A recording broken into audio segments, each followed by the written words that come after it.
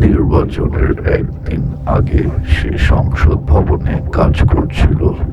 খুবই ক্লান্ত লাগছিল তার।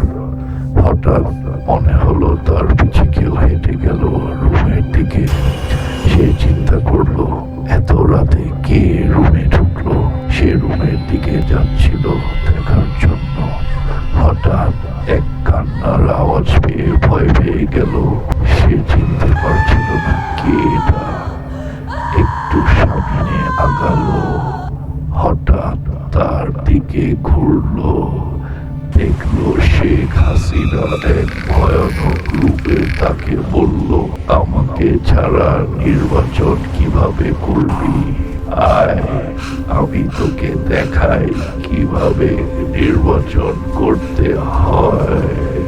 জয় বাংলা।